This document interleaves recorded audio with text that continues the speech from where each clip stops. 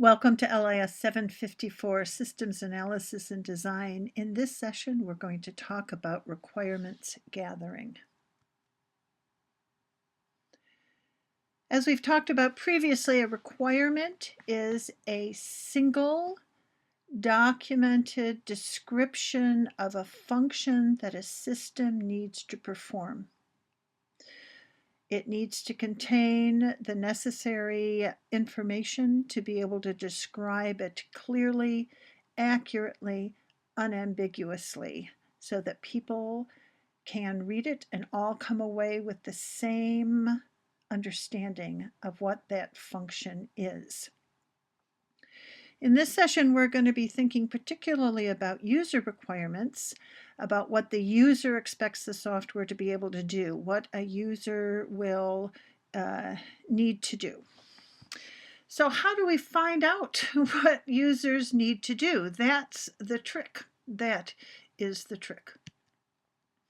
And there's a lot of techniques that are used by business systems analysts to discover what it is that systems need to do from the user's perspective. And these data gathering techniques are things you may have experience with or been part of in your experience with in different organizations. So we can do interviews, gathering information by talking to people.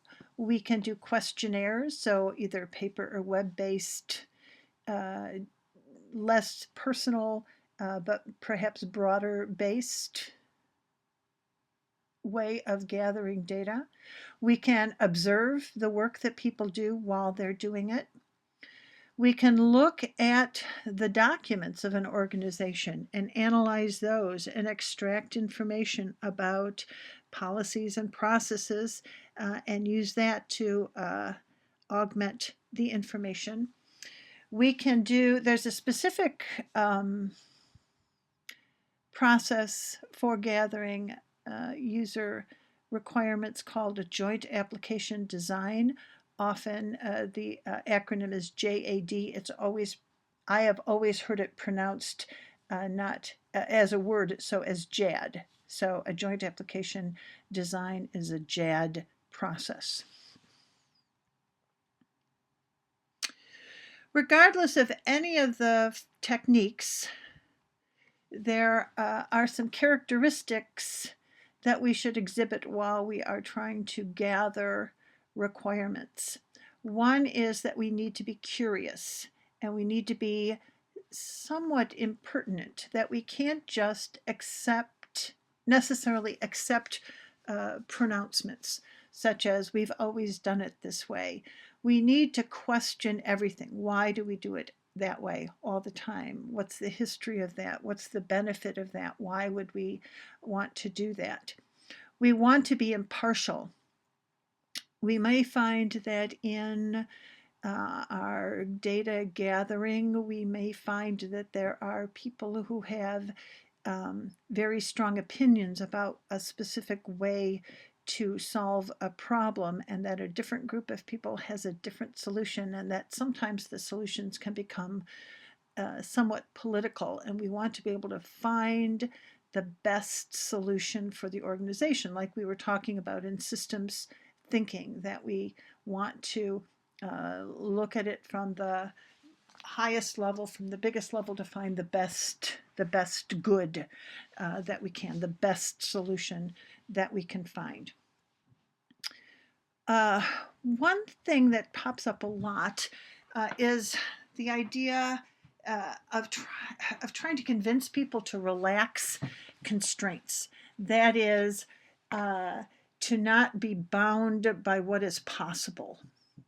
So what do I mean by that? I've been in discussions with people about new systems and have people tell me that's technically impossible to do, so I don't even want to bring it up. The thing that I want to do, I know nobody's going to be able to do. And I honestly, I can't tell you the number of times that people have said that to me. And I said, please, just tell me if you had, if there was magical technology that could just do exactly what you wanted to do, what would you want to have happen? And it's amazing that the constraints that people put on their own imagination. And if you tell them to not worry about how to implement it, let's not worry about how, let's think about what. We want to talk about what we want to do, and then we'll worry about how. And maybe we can't do it, but maybe we could come close. And I've had this discussion a dozen times, or more than that, dozens and dozens of times. One that really sticks out in my mind is a discussion I had with actually my boss at the time. We were trying to design a new system, and he kept telling me that we couldn't do it because web browsers don't work that way. And we couldn't do this piece of functionality that he really wanted to do. Uh, and he wouldn't even describe it. And I said, okay, just pretend that we could make it happen. And he told me what he wanted to do, and it had actually nothing to do with browsers. It had to do with the data. And so we were able to do it actually really relatively simply. But because, if people have an idea of how something works, that may not be accurate. They think that it can't be done when there could be a simple workaround solution that would make the function that they want possible. So if you hear the words, "Oh, that's just not possible to do," ask them to pretend that, or to just not to worry about how, but just the what. If in an ideal world, what would you want to have happen? We need to pay attention to details. There's lots and lots of details that people are going to tell us when we are gathering information about requirements, and so making sure that gets documented well is important. And we sometimes want to think about how we can reframe things. So sometimes we need to ask questions in a new way, or ask them in a slightly different way than we've asked them before. We need to look at the organization in different ways. We need to look at the systems in different ways. So when we're doing this process of requirements gathering, to always be aware of the context and making sure that we are somewhat challenging the context, right? Does that make sense?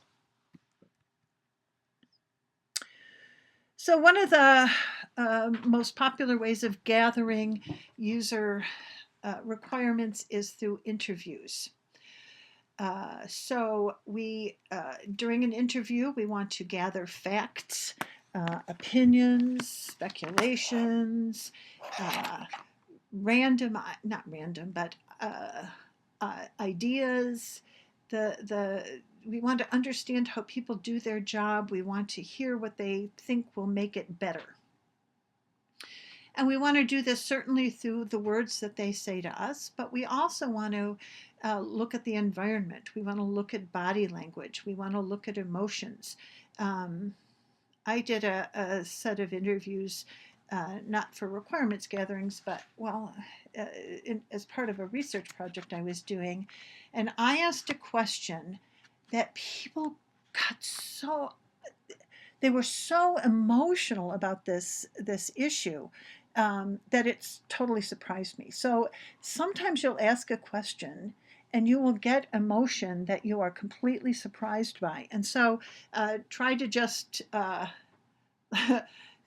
record that, right? Record that when we were talking about this particular function that people do, maybe the billing system, or maybe the amount of time it took for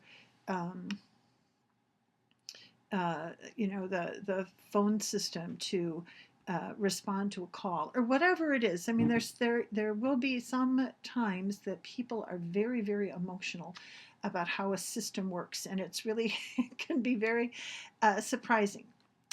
But just make sure that that's clear. Sometimes people will sit back and cross their arms when you've asked a question, and you'll know that there's something wrong about the question or something really significant about that question, and you don't know what it is, but you can figure it out uh, after the fact. Record that this question caused people to um, cross their arms or to shut down. Those are important things to know. So when we do interviews, there are some guidelines that we want to follow. First of all, we need to have a good plan. So we want to have a set of questions. We want to have a checklist of things. We need to make an appointment. We want to make sure that we ask a diverse set of people so that we don't just get a single set of answers. We want to get as many people as is practical to talk to us who have diverse views, diverse positions, those sorts of things. We need to listen carefully. We want to be neutral. We don't want anybody to recruit us to their side of things. I'm using air quotes. You can't see that, but sometimes there are, as I discussed briefly a moment ago, different camps, and you don't want to get sucked into either of those, any of those kinds of camps.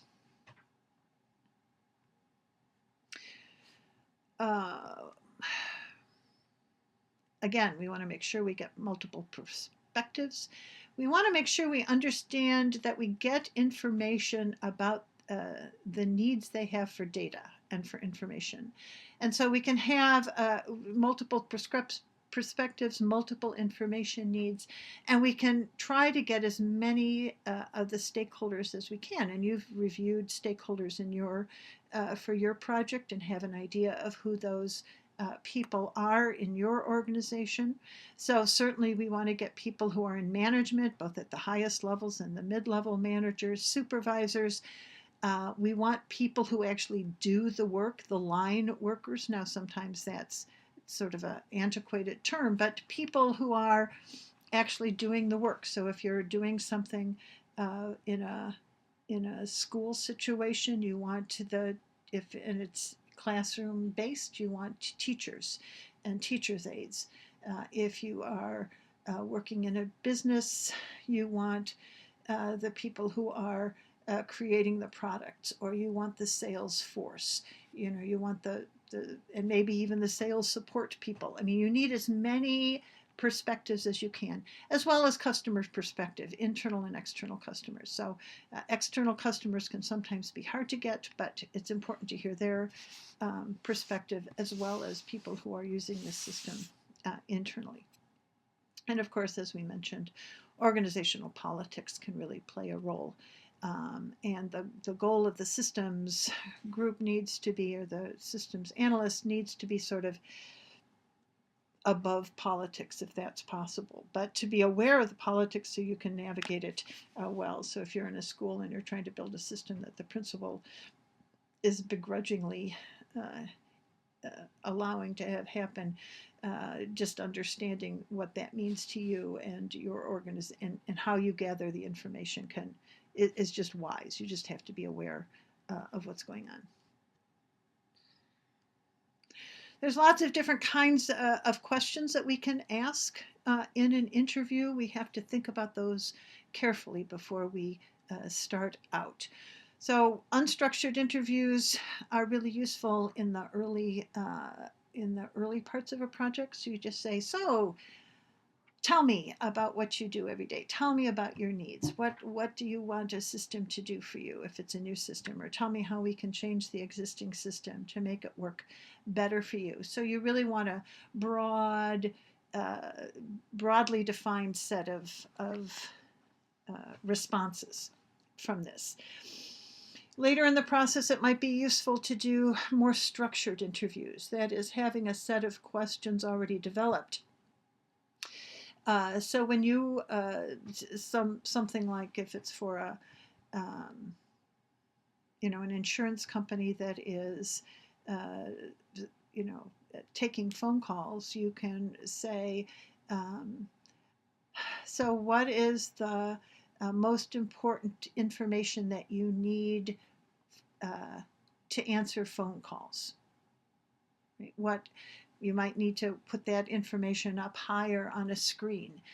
Or what is the biggest barrier you have when entering information when customers are on the phone with you?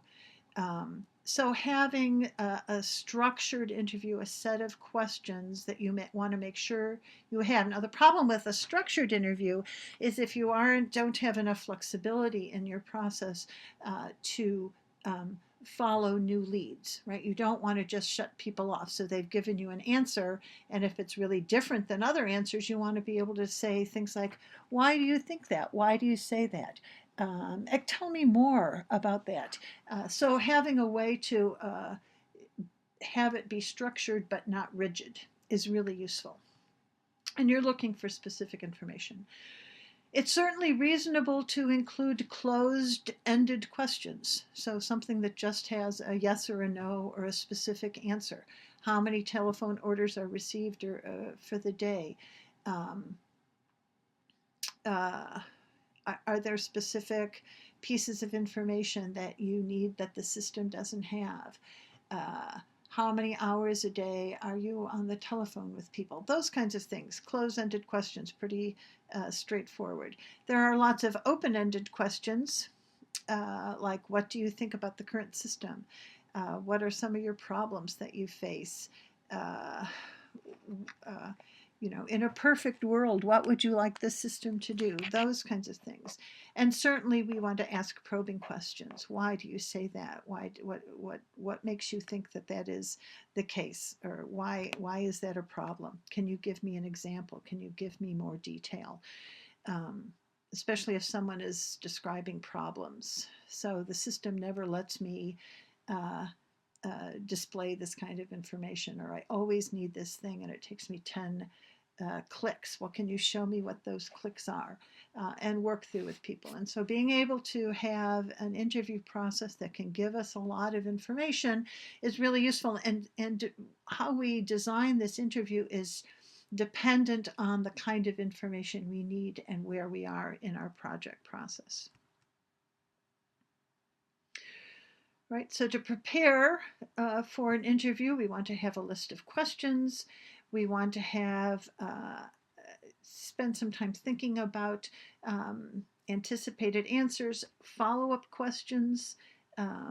We want to confirm areas of knowledge. So if we've gotten had a set of interviews already and we are expecting a specific question like, how much time do you spend on the phone with each customer, and somebody comes in with a completely different answer, that's really interesting, right? That's really interesting. We want to be able to follow up with that. We want to set a priority in case of time. So we want to have the most important questions answered, and then a set of other questions that if we have time we can get to. When we conduct an interview, we want to appear professional, we want to appear unbiased, we want it to be relaxed but relatively formal. We want to be able to record information. People are often nervous if we put a tape recorder down, so it can be often a better idea to take rough notes while you're doing the interview and then immediately afterwards write everything down.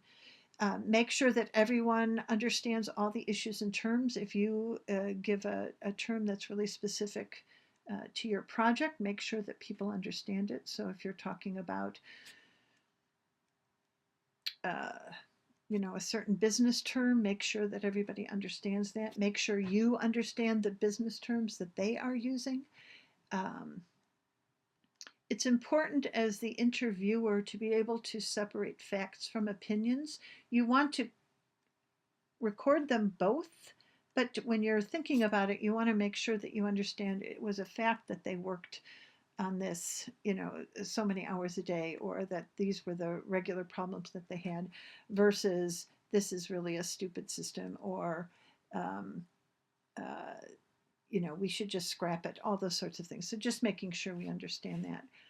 We want to give interviewees enough time to ask us questions, right? So they may want to know about the status of the project, or do other people have the same problems I'm having? Those kinds of things. So it should be a give and take of information, although um, uh, you can't always answer every question that the interviewee may have specifically about, did John Smith say the same thing that I'm saying or something? Sometimes we have to, use our discretion in those kinds of things. And of course, we want to thank the interviewee and end on time. When conducting an interview, it's really important to build rapport, to pay attention, to be succinct. That is, we don't want to waste people's time by droning on and on. Ask a question, get the answer, make sure you have everything you need, and then go on. It's really helpful immediately following an interview to prepare the notes and whatever reporting forms that that your organization would want to use. Some organizations want to turn the interview, allow the person who is interviewed to review the notes that you took to make sure that it is accurate. Others don't. It just depends. It's possible that you could find in retrospect, sometimes in the heat of the conversation, it's pleasant, it's fun, but a piece of information came up that is surprising to you. So being able to go back to ask follow-up questions is really useful. Interviews, in my experience, are the most common way that user input is gathered for requirements. This is the one that most organizations use because it's pretty intuitive. Observing people is also really a useful exercise for requirements gathering. So being able to spend time with stakeholders in their day-to-day tasks, looking at observing it while it happens is really useful. You can gain insight into the tasks. You can see what people are doing. People don't always remember exactly what they do, and when you watch them, you may find out that what they said to you, even though they think it's completely true, is not. And not because people are going out of their way to lie. It's just people aren't really good at analyzing what they do every day. We can understand the nature and context of tasks. It's really useful to supplement interviews. It's a good validity check to make sure that verifying data that's gathered in other ways. It is, however, both resource intensive and time intensive. It can take, you might follow people around for days, and it can be a lot.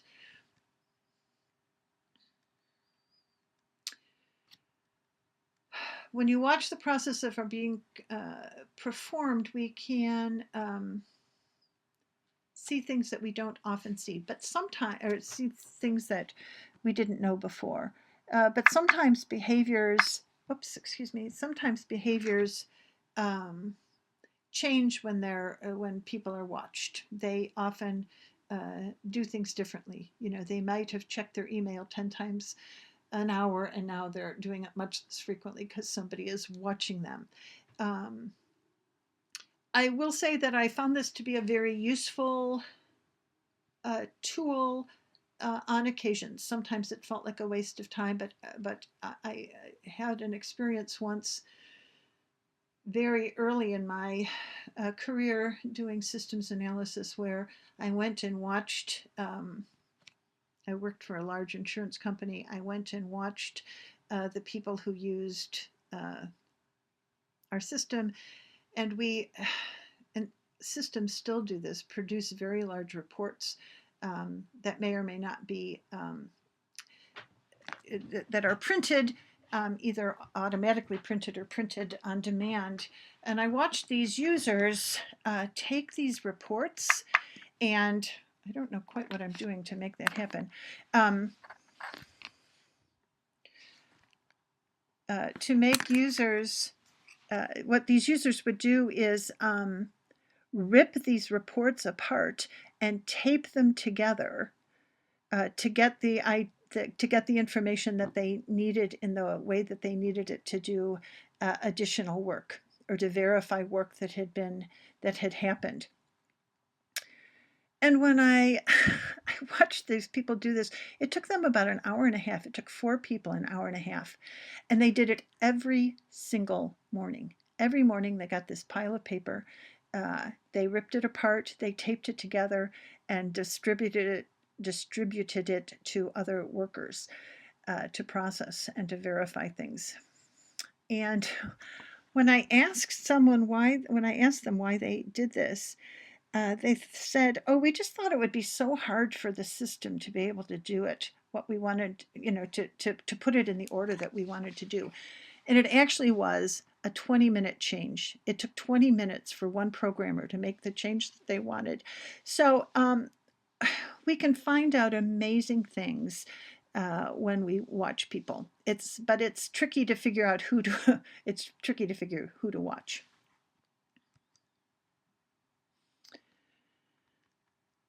Another way to get information about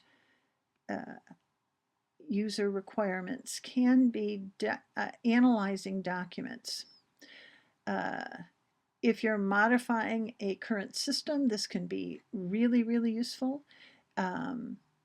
Looking at forms and reports and policy manuals that describe the system can be really useful. In addition, there can be lots of informal documentation and documents that are created. People who have spreadsheets that they take data out of one system, put it into a spreadsheet to manipulate. That happens all the time. How users change reports and forms to make them work for themselves. It can help us discover problems that exist. It can help us find new changes. Very similar to, watching people as they work, looking at how documents are used can also help us.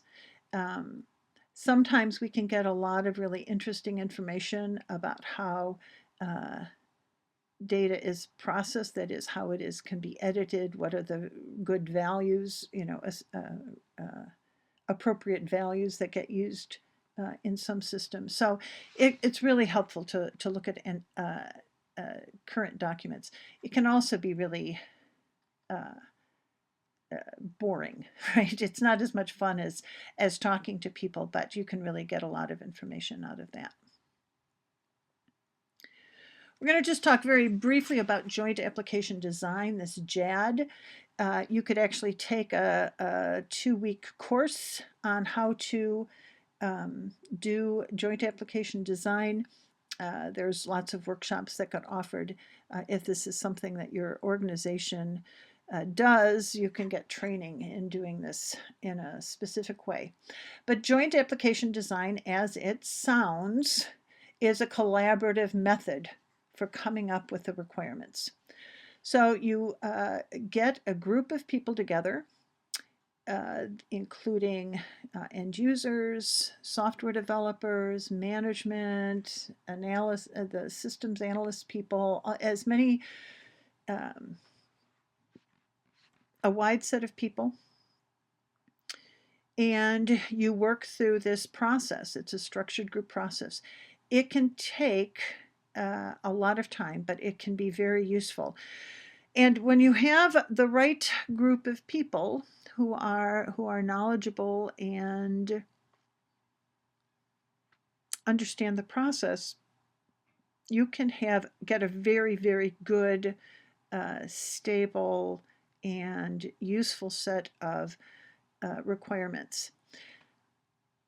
And some people think that it could reduce scope creep, that is, new functions getting added in late in the design process, which of course, as we talked about in earlier videos, is expensive and difficult and makes everything more complicated. So if we can reduce scope creep, if we can have a good set of requirements early on, then we can have a more efficient and more straightforward and less expensive development process. So you basically have a facilitator, someone who's changed, who sets the agenda and guides the process. You have someone who records all of the content of these different sessions.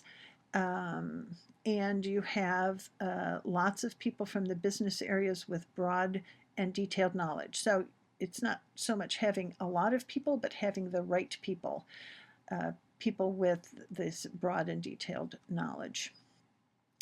So it's a very,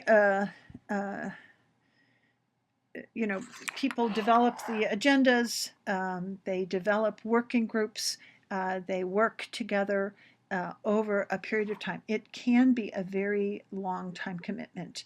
I worked in a JAD process once, and we at the onset of the project, we met 5 hours a day for 3 weeks. 5 hours a day for 3 weeks. That's very expensive. Many organizations find that to be a very expensive investment. And so it requires a lot of planning and a very well-trained facilitator to not just have it be talking in circles. You have to have a process by which the goals are very clear. There's very clear deliverables from each of the groups that they have to work through the different processes. And then what happens in these JAD sessions is that people go off and do additional work outside of it. So there will be some observations, there will be document analysis, there will be interviews. So this is just a way of coordinating all of those other data gathering techniques and to organize it really well. So people have to be released from their jobs, facilitators have to be trained, space needs to be allocated. It's an expensive process. It can be very, very useful.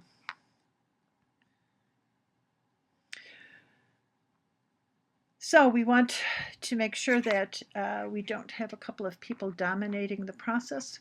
And this is in any kind of a group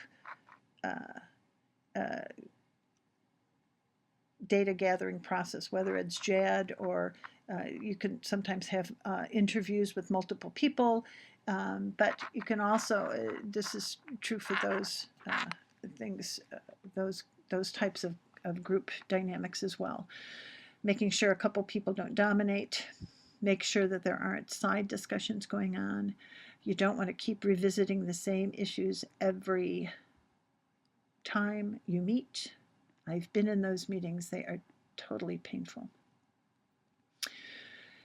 We want to make sure that we have the conflicts get resolved, or if they don't get resolved, they get noted, that we have a set of unresolved issues that we can come back to. It's as dangerous to have violent agreement as it is to have disagreement. We need to challenge. If everybody agrees, we need to just double check. Because sometimes those are just, we're just all making the same assumptions. If there is true conflict, that we raise that up and make sure that that can be resolved. And of course, we want to be able to use humor to both motivate people and to deflect and to confrontation. We want to make sure that we don't allow that to get out of hand. So we have lots of different kinds of ways that we can get user requirements. And it depends, you should use the technique that is most appropriate. It may not be appropriate for your process to observe people.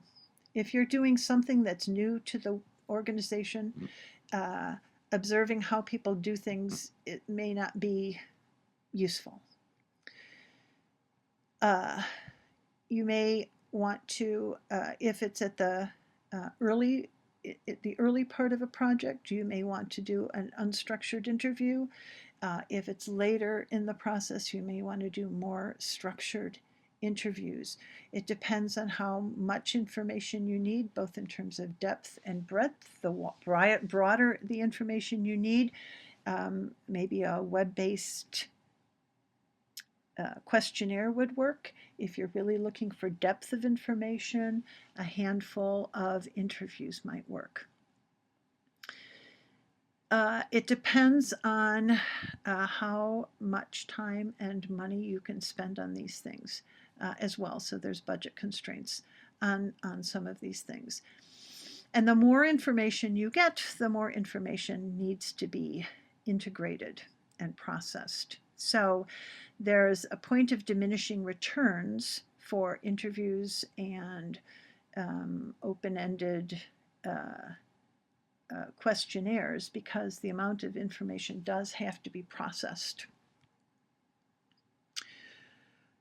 In our next session, we'll talk about what we do with the data. So we've done all these interviews, we've done these observations, we have a joint application design process where we've gathered all this information. We have 1 million pieces of information.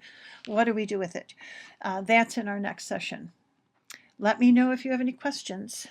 Talk to you soon.